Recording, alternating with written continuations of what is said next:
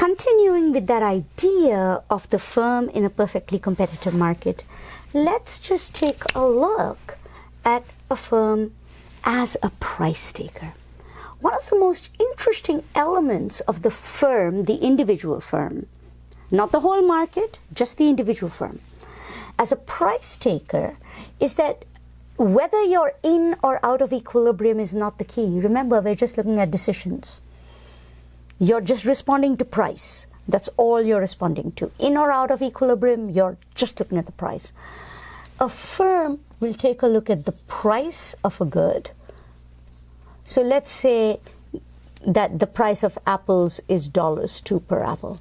Then that means that the total revenue you get from apples is equal to $2 multiplied by the quantity of apples you try and sell. And because you're a price taker in a perfectly competitive market, you are assuming you just take the price, you show up and sell how much you can. If you feel that you'll make a profit on 3 apples, you will sell 3 apples. If you feel you'll make a profit on 5 apples, you will sell 5 apples. That's what you're doing, right? So the revenue depends on the price multiplied by the quantity. That's all.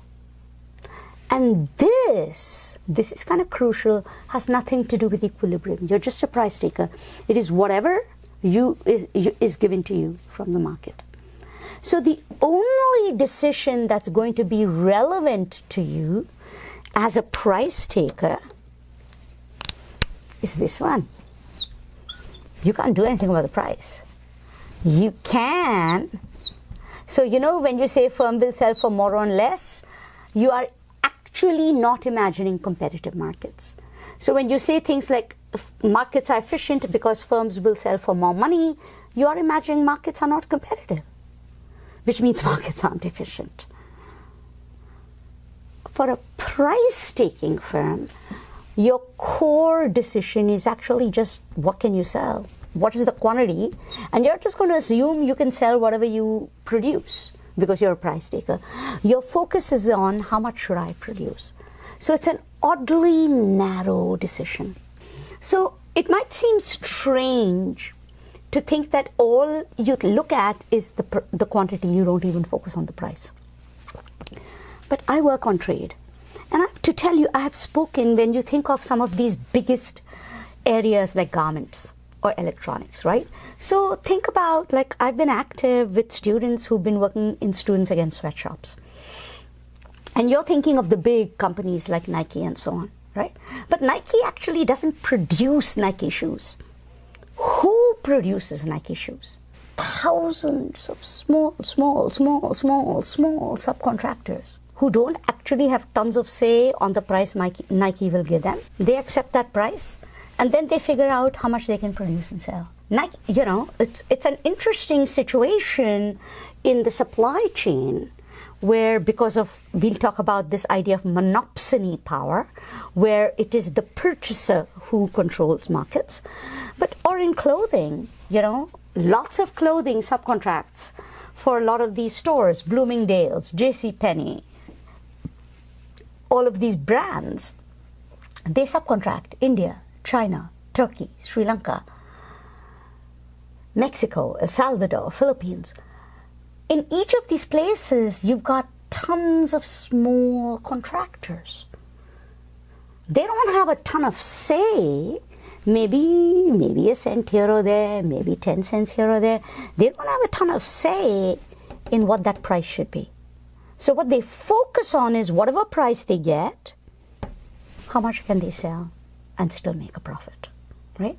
So it's interesting to remember that price competition in terms of being like a price maker is usually not so efficient, and that's big firms.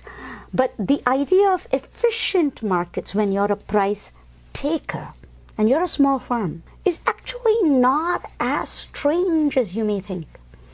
It operates in large parts of the world. Lots of people produce and then they just sell to whoever is in the supply chain. They accept the price, they sell the quantity they can, right?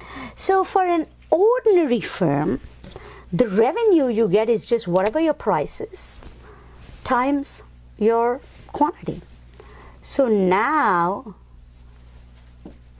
let's just take a look at your average revenue, AR, and that's just total revenue divided by quantity, right? So if I sold 50 units at $2 a unit, on average, I'm getting $2 a unit. Interestingly enough, that is price. And curiously, marginal, not just average, but marginal revenue.